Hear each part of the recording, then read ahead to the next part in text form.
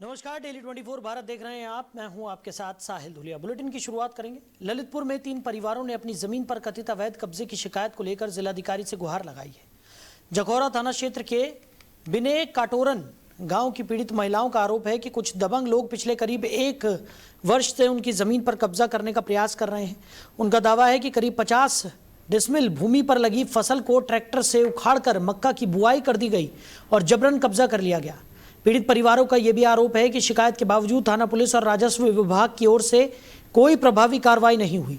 उन्होंने कुछ लोगों पर धमकी देने और जान से मारने की चेतावनी देने का भी आरोप लगाया है। पीड़ित परिवारों ने जिलाधिकारी से मामले की निष्पक्ष जांच कर भूमि पर कब्जा हटाने और सुरक्षा उपलब्ध कराने की मांग की है। फिलहाल इन आरोपों पर प्रशासन या पुलिस की ओर से कोई आधिकारिक प्रतिक्रिया सामने नहीं आई है। मैं आपकी समस्या के लेकर जिलाधिकारी के आई है, प्रार्थना पत्र नहीं। क्या है आप लोगों की समस्या? हम बबीता नाम है, हम बिना कटोरन से आए हैं। हम जिलाधिकारी के पास आए हैं। हाँ। और हमारी जमीन पर कब्जा कर रहा जबरदस्ती खुशीलाल प्रवेश, उसका बाप पिताजी है घनश्याम, उसका एक और चाचा है रूपनारायण, ये कब्जा कर रहे हैं। और हम इनको मना करते हैं तो ये हमें जान से मारने की धमकी देते हैं, गाली गलौज करते हैं, मारने को कुलाई लाठी लेके आ जाते हैं। अच्छा, कितने लोग हैं आप लोग? कितने आए? पूरा परिवार आया गांव के या क्या है? उनका पूरा परिवार आता है। हाँ। वो हमें मारता है। और 1 साल हो गई, 1 साल से हम इससे बहुत परेशान हैं। और परेशान के बाद अब हमने फसल बोई है, अब कब्जा हम करें थे। इसने हमारा कब्जा के ऊपर इसने हमने मूंगफली बोई, इसने मूंगफली के बाद इसने मक्का बेच दिया। शिकायत की? कई बार शिकायत की? क्या हुआ? शिकायत हमने थाने में जखौरा में करी, हमने ललितपुर में करी, हमने हर जगह कर ली, हमारी कहीं सुनाई नहीं हो रही। तो हम 1 साल से बहुत परेशान हैं। कितने लोग आए हैं आप लोग परेशान हुए?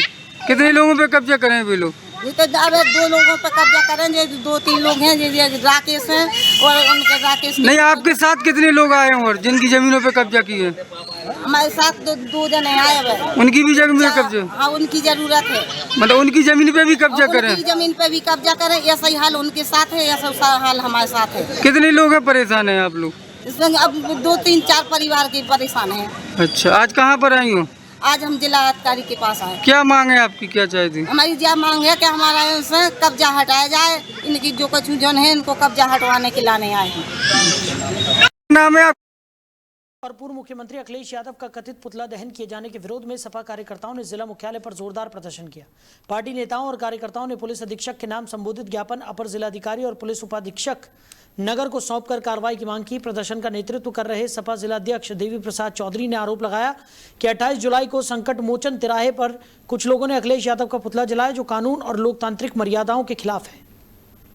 कारण ये है कि हमारे नेताओं का भाजपा के लोगों ने उनका पुतला फूका और पुतला फूकने के बाद हमारे लोग सीटी कोतवाली मुकदमा लिखवाने गए, दिए लिख करके तहरीर, लेकिन मुकदमा नहीं लिखा गया। हमारा ये कहना, मुकदमा नहीं लिखा जाएगा तो हम लोग भी बात हैं कि हर चौराहे चट्टी पर पुतला फूकने काम करेंगे। ये किस CRPC में लिखा है कि समाजवादी पार्टी अगर कोई आंदोलन तो पुतला फूके मुकदमा लिखा जाएगा और वो करेंगे तो नहीं लिखा जाएगा। ये कहाँ लिखा हुआ है? कानून तो एक तरह से जात बिरादरी के हिसाब से, क्या पार्टी के हिसाब से मुकदमा लिखा जाता है? ऐसा नहीं। कानून अपनी जगह काम करता है। अगर नहीं करेंगे तो फिर हम लोग कानून की बात नहीं मानेंगे और हम लोग उल्टा सीधा काम करेंगे। किसी ने नहीं बरगलाया, छात्रों ने अपने आप से निर्णय लिया। इन चंदा चोरों ने एक आरोप लगाया छात्रों के ऊपर कि विदेश से पैसा इनको मिला है ये प्रदर्शन और धरना करने का। छात्रों ने अपने आप निर्णय लिया और छात्रों की बहुत बड़ी जीत हुई। अब छात्रों का आंदोलन होगा, इस देश के प्रधानमंत्री को इस्तीफा देना पड़ेगा। छात्रों ने अपना निर्णय लिया और उस लड़ाई में छात्र सफल रहे। मैं छात्रों को अपने तरफ से, समाजवादी पार्टी की तरफ से मैं बहुत बहुत बधाई देना चाहता हूँ। ये है, हम लोग जिलाधिकारी को अवगत कराने आए थे। इससे पहले 3 दिन पहले हम लोग परसों सिटी इंस्पेक्टर को भी ज्ञापन दिए थे कि जो हमारे राष्ट्रीय अध्यक्ष जी का पुतला फूका गया, उसमें नेता प्रतिपक्ष राहुल गांधी जी का था, केजरीवाल का था, मगर हम लोग वहीं बदायूं के इंद्र चौक स्थित रामा हॉस्पिटल में एक बार फिर विवाद देखने को मिला। एक मरीज के परिजनों ने अस्पताल प्रबंधन और डॉक्टर BR गुप्ता पर इलाज में कथित लापरवाही, अवैध धन वसूली और मारपीट कराने जैसे गंभीर आरोप लगाए हैं। परिजनों का दावा है कि इलाज के नाम पर उनसे करीब 6 लाख रुपए लिए गए, लेकिन उन्हें मरीज से मिलने नहीं दिया गया। उनका आरोप है कि जब बाद में मरीज को देखा गया तो उसके सिर में कीड़े पड़ चुके थे। परिजनों का यह भी आरोप है कि शिकायत करने पर अस्पताल में मौजूद कुछ लोगों ने उनके साथ अभद्रता की और ईंटों और कांच की बोतलों से हमला भी किया। आज सीवन क्षेत्र से भगवान अखिलेश्वर धाम के लिए विशाल धार्मिक यात्रा का आयोजन किया गया। भाजपा के प्रांतीय महामंत्री सौरभ तिवारी के नेतृत्व में 2 निःशुल्क बसों के जरिए करीब 50 से 60 श्रद्धालुओं को धाम ले जाया गया। यात्रा के दौरान श्रद्धालु भगवान शिव के जयकारे लगाते और भजन कीर्तन करते हुए भक्तिमय माहौल में अखिलेश्वर धाम पहुंचे। ये है कि हमारे नेताओं का भाजपा के लोगों ने उनका पुतला फूका और पुतला फूकने के बाद हमारे लोग सीटी कोतवाली मुकदमा लिखवाने गए, दिए लिख करके तहरीर, लेकिन मुकदमा नहीं लिखा गया।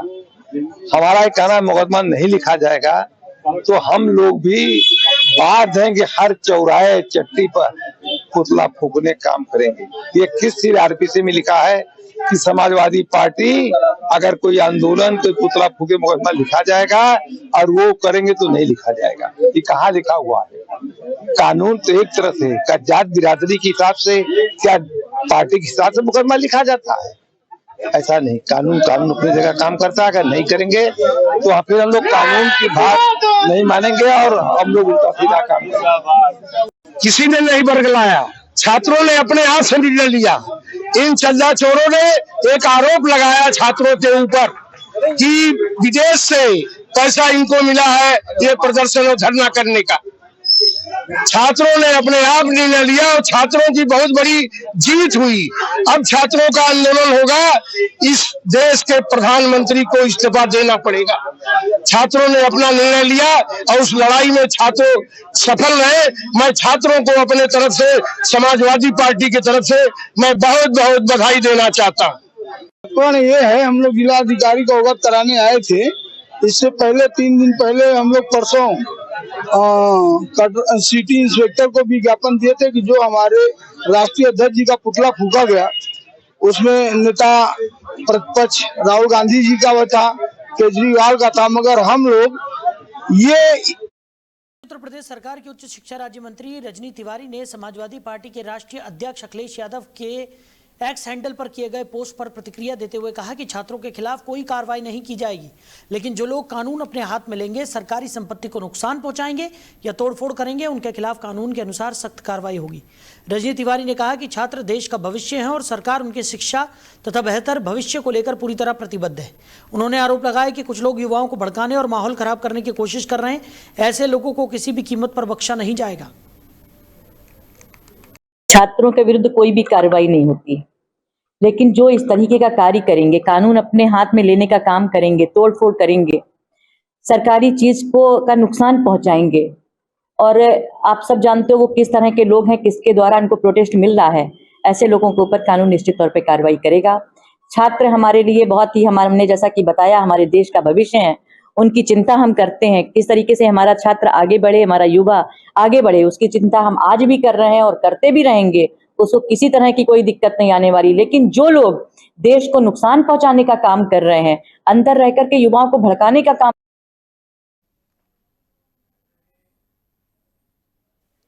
वहीं बलिया पुलिस को गौ तस्करी के खिलाफ बड़ी सफलता मिली है। सुखपुरा थाना पुलिस ने कार्रवाई करते हुए 15 कथित गौ तस्करों को गिरफ्तार किया है।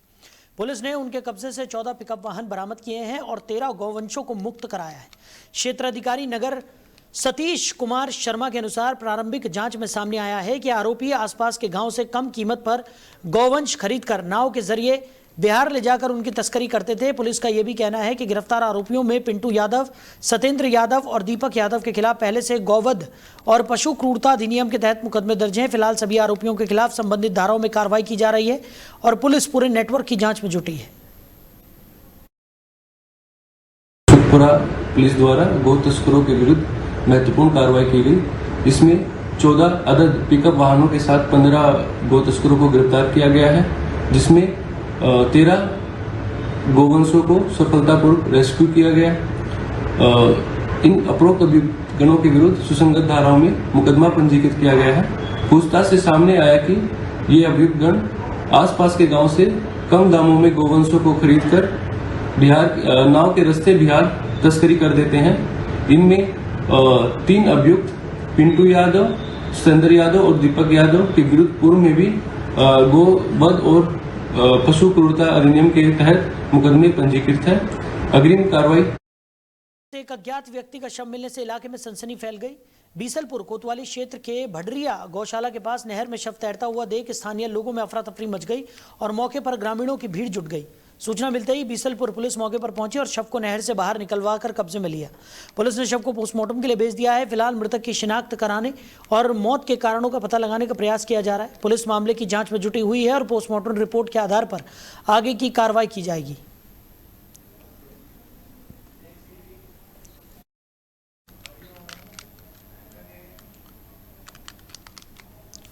वहीं पीलीभीत में कांवड़ यात्रा को लेकर जिला प्रशासन पूरी तरह अलर्ट मोड में है।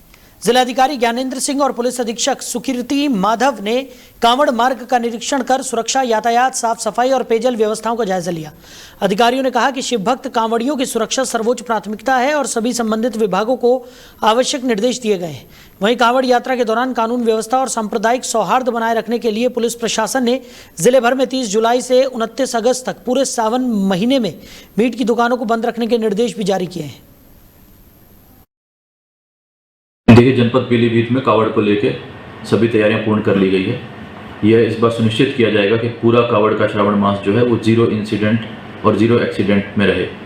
तो इसको लेकर पुलिस ने सभी प्रबंध कर लिए हैं। जितने भी हमारे विभाग हैं, चाहे वो सड़क के विभाग हो, बिजली विभाग हो, खाद्य विभाग हो, अन्य विभाग हो, सबसे संपर्क करके सबसे 2-2, 3-3 बार मीटिंग की गई है और सभी थानों पर पीस कमेटी की बैठक करके सभी कावड़ के जो हमारे श्रद्धालु हैं, कावड़िए जितने हैं, जितने डीजे वाले हैं, ट्रांसपोर्ट वाले हैं, ARTO है, इस तरह जितने भी लोग की भूमिका कावड़ को सकुशल संपन्न कराने में उन सबसे संपूर्ण वार्ता की गई है और सभी पुलिस कर्मियों को बहुत बेहतर तरीके से ब्रीफ किया गया है किस प्रकार श्रद्धालुओं से उनको बिहेव करना है। इसके अलावा जितने भी हमारे मंडी स्थल हैं या जितने भी शिविर हैं और पुलिस सहायता केंद्र हैं, उन सब पे भी तैयारियां की जा रही हैं। क्या कुछ आपके द्वारा निरीक्षण किया गया, क्या दिशा निर्देश दिए गए? ये जनपद पीलीभीत में लगभग 10 लाख से ऊपर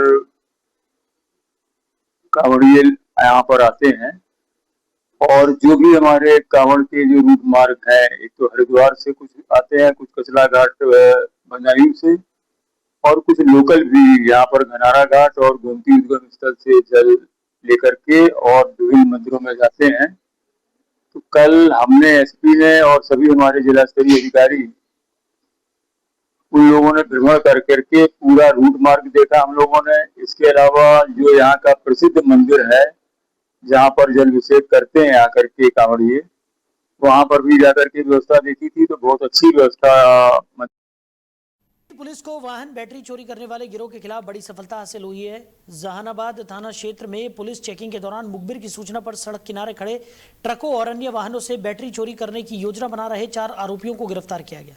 पुलिस ने उनके कब्जे से एक 4 पहिया वाहन, बैटरी चोरी में इस्तेमाल होने वाले उपकरण, मोबाइल फोन, तलवार भी बरामद की है। पुलिस के अनुसार गिरफ्तार आरोपियों ने अपनी पहचान अल्ताफ, खुर्शीद, संजीव, राजीव और अशोक के रूप में बताई है। सभी आरोपियों के खिलाफ संबंधित धाराओं में मुकदमा दर्ज कर न्यायालय भेज दिया गया है। पुलिस का कहना है कि गिरोह लंबे समय से सड़क किनारे खड़े वाहनों को निशाना बनाता था।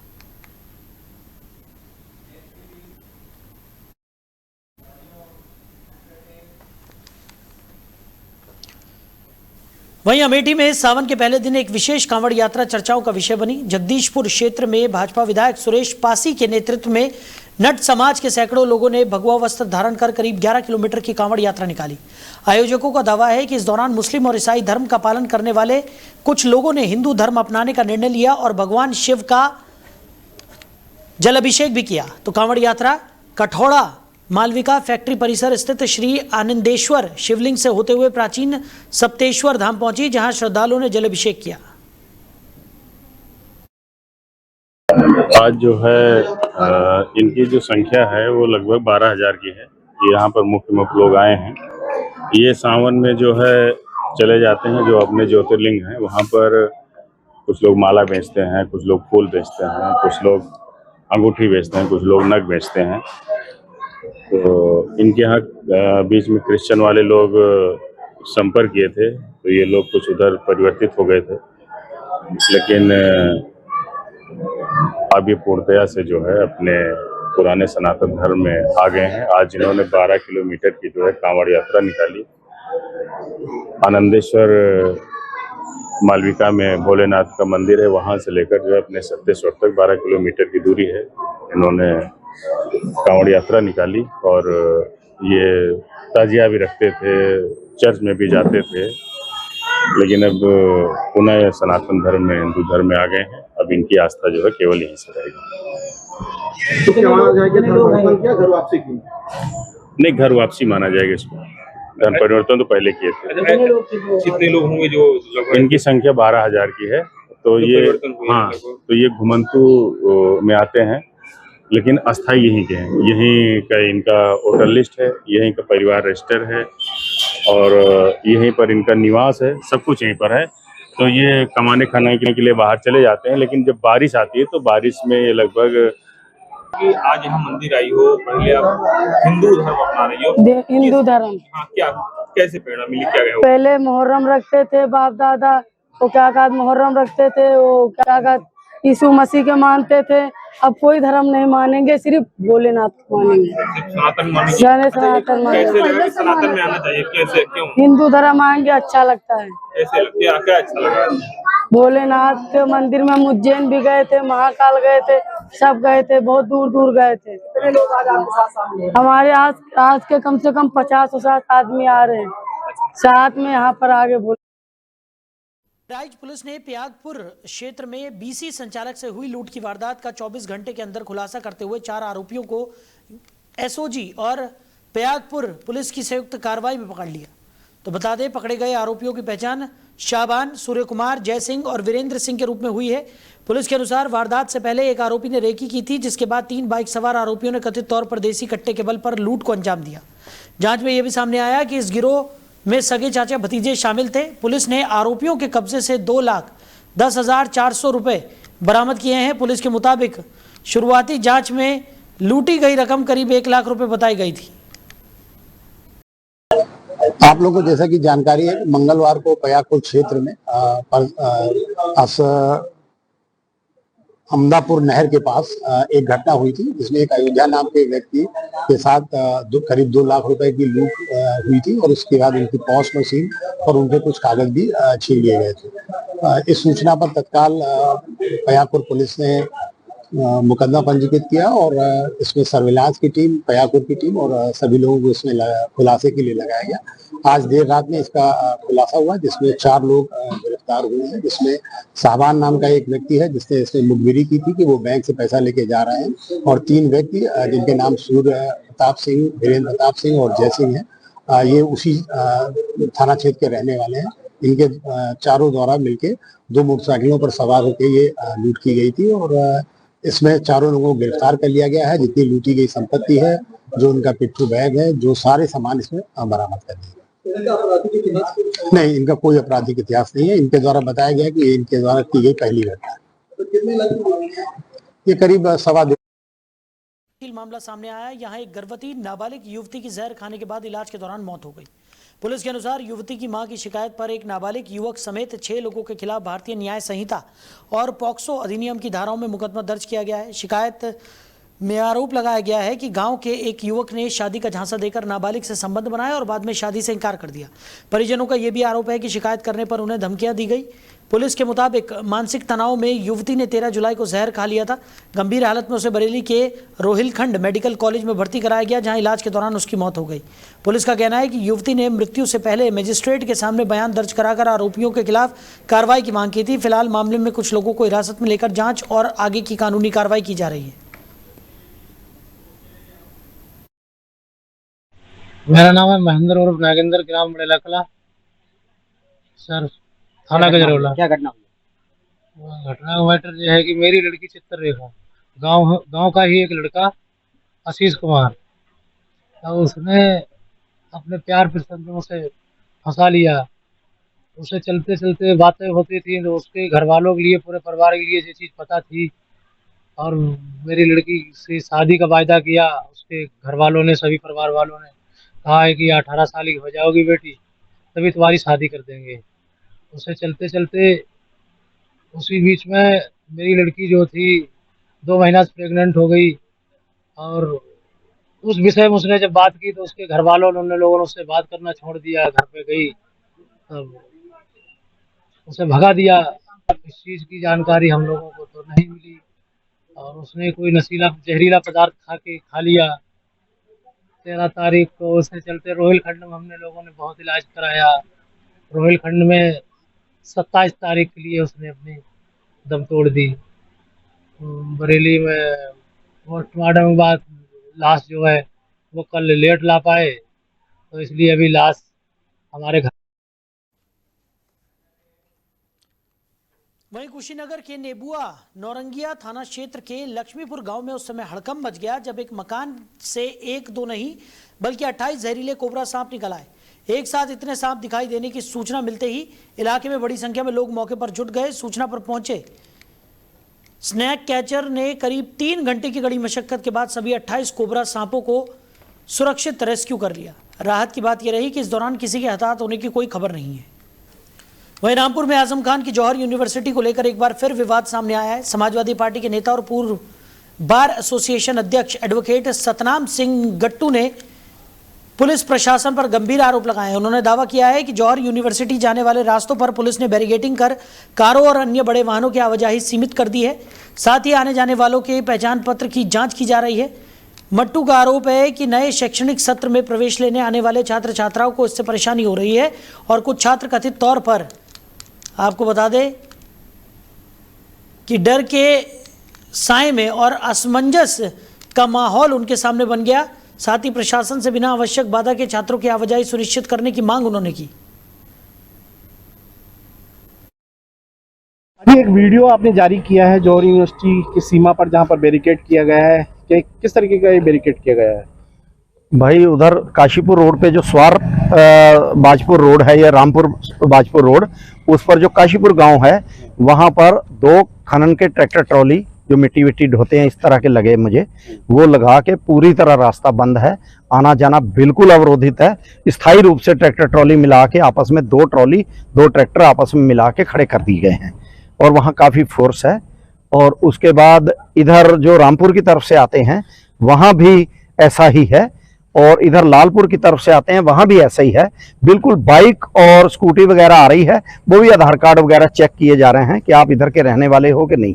बड़ी गाड़ी को बहुत मुश्किल से, बहुत रिक्वेस्ट, जैसे हम जैसा कोई आ जाए, पता है हम वकील हैं तो हम जैसा रिक्वेस्ट करता है तो आने देते हैं, लेकिन बहुत। वहीं कुशीनगर के कप्तानगंज थाना क्षेत्र के राज मंदिर पड़हरा टोला में जमीन के विवाद को लेकर 2 पक्षों के बीच जमकर लाठी डंडे चले। बताया जा रहा है कि कहासुनी के बाद विवाद इतना बढ़ गया कि दोनों पक्ष आमने सामने आ गए और मारपीट शुरू हो गई। इस दौरान पीड़ित पक्ष के कई लोग घायल हो गए। घटना का वीडियो सोशल मीडिया पर तेजी से वायरल हो रहा है, जिसमें दोनों पक्षों के बीच लाठी डंडों से मारपीट होती साफ दिखाई दे रही है। वहीं फिरोजाबाद के थाना दक्षिण क्षेत्र में एमजी कॉलेज के पास स्थित एक पेट्रोल पंप पर ऑनलाइन भुगतान को लेकर विवाद के बाद मारपीट हो गई। बताया जा रहा है कि स्कूटी सवार और पेट्रोल पंप कर्मचारी के बीच पहले कहासुनी हुई, जो देखते ही देखते हाथापाई में बदल गई। पूरी घटना पेट्रोल पंप में लगे सीसीटीवी कैमरे में कैद हो गई, जिसमें दोनों पक्षों के बीच मारपीट होती दिखाई दे रही है। घटना का वीडियो सोशल मीडिया पर तेजी से वायरल हो रहा है।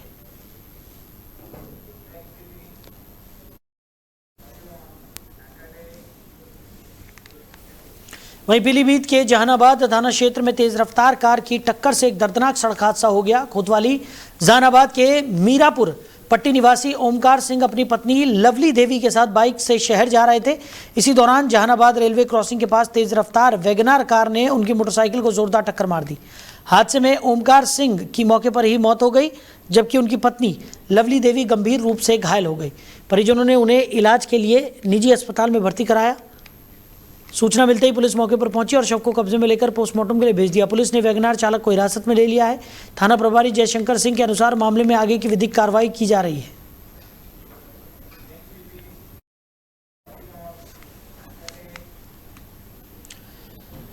तो सावन के महीने और कांवड़ यात्रा को लेकर बदायूं पुलिस और प्रशासन पूरी तरह अलर्ट मोड में है।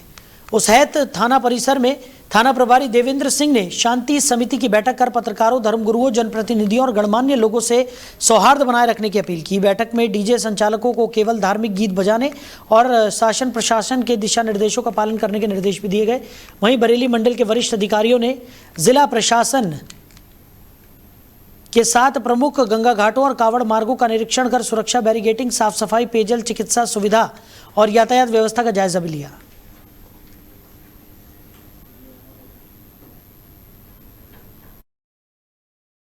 ये इस वर्ष 2026 में कांवड़ यात्रा को सुरक्षित और सकुशल रूप से और सुगमता के साथ संपन्न कराने के लिए बदायूं पुलिस के द्वारा और बदायूं प्रशासन के द्वारा अथक प्रयास किए जा रहे हैं। इसी क्रम में आज सावन माह शुरू होने से पहले मेरे द्वारा डीआईजी परिधि साहब के साथ और डीएम और एसएसपी बदायूं के साथ में कचला घाट का निरीक्षण किया गया था। वहाँ जो तैयारियाँ की जा रही हैं, क्योंकि सभी कावड़िया जो आएंगे जल वहीं से उठाएंगे, तो उसकी तैयारियों का निरीक्षण किया गया और जो बिल्कुल फाइनल स्टेजेस पे है उसमें और जो चीज़ें हैं उनको देखा गया है। साथ ही साथ रूट का भ्रमण।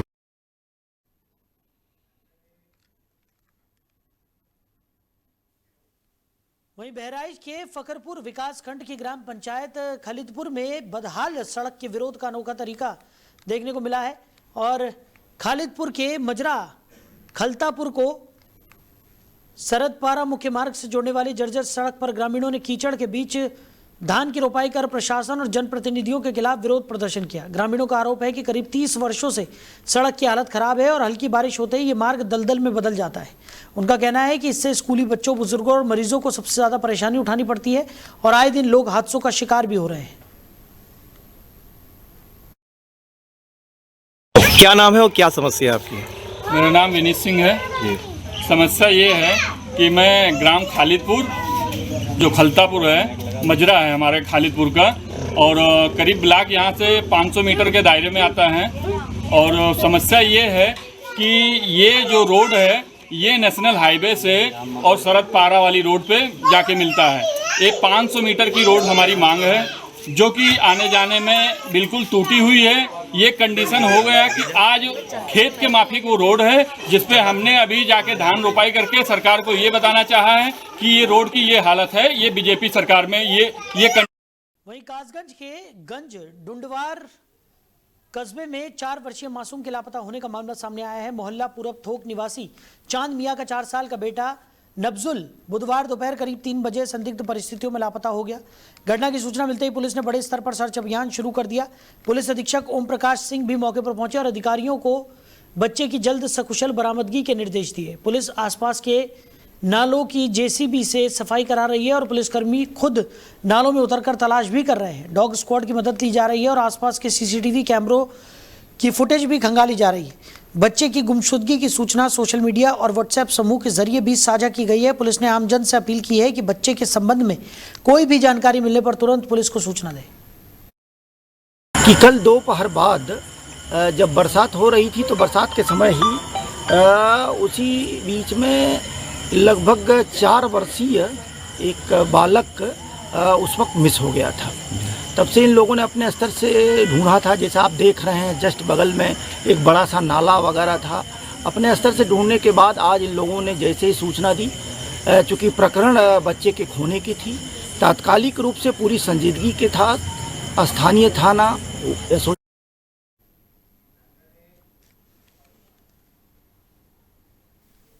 वहीं अंबेडकर नगर में कथित धर्मांतरण मामले के आरोपी से जुड़े एक मकान पर बुलडोजर कार्रवाई की गई है। जानकारी के मुताबिक कि छौछा नगर पंचायत क्षेत्र में स्थित अमीरुद्दीन के मकान पर प्रशासन ने कार्रवाई की। नगर पंचायत के अधिशासी अधिकारी के अनुसार जिस भवन पर बुलडोजर चलाया गया उसका स्वीकृत नक्शा नहीं था, जिसके चलते ये कार्रवाई की गई। वहीं संबंधित व्यक्ति पर धर्मांतरण कराने का आरोप भी लगाया जा रहा है।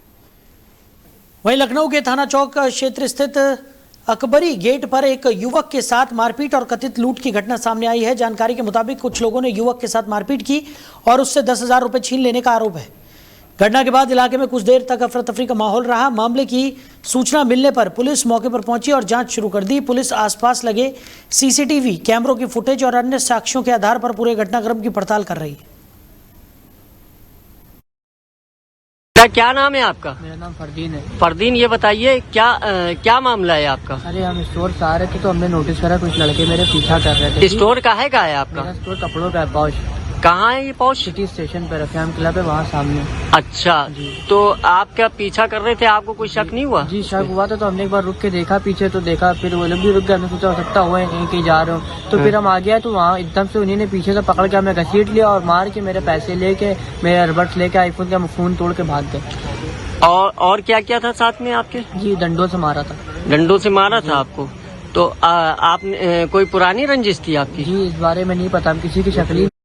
वहीं बदायूं के दहगवा में समाजवादी पार्टी के राष्ट्रीय अध्यक्ष और उत्तर प्रदेश के पूर्व मुख्यमंत्री अखिलेश यादव ने भाजपा सरकार पर कई मुद्दों को लेकर निशाना साधा। उन्होंने शिक्षा, रोजगार, किसानों की समस्याओं, महिलाओं की सुरक्षा, गंगा एक्सप्रेसवे, राम मंदिर में चढ़ावे और इथेनॉल नीति जैसे विषयों पर सरकार की आलोचना की। अखिलेश यादव ने आरोप लगाया कि भाजपा जनता के मूल मुद्दों से ध्यान भटकाने की कोशिश कर रही है।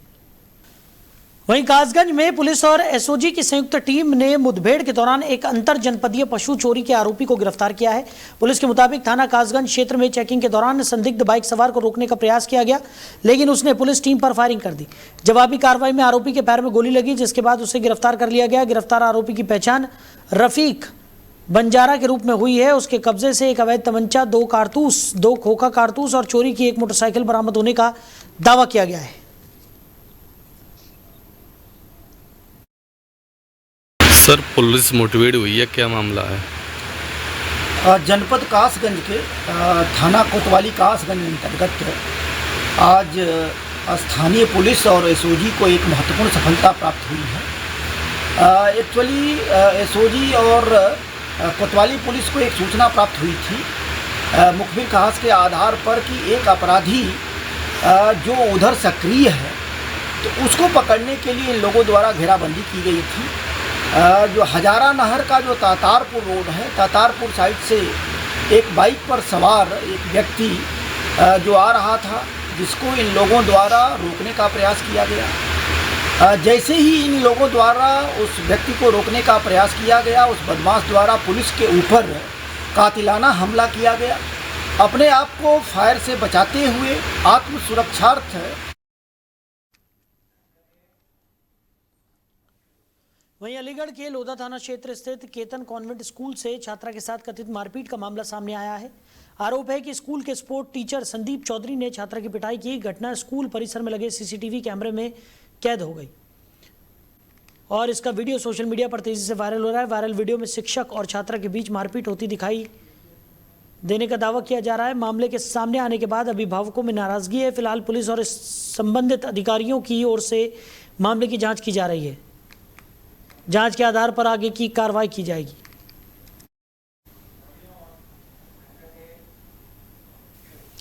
तो फिलहाल इस बुलेटिन में मेरे साथ इतना ही। आप बने रहिए और देखते रहिए डेली 24 भारत। नमस्कार।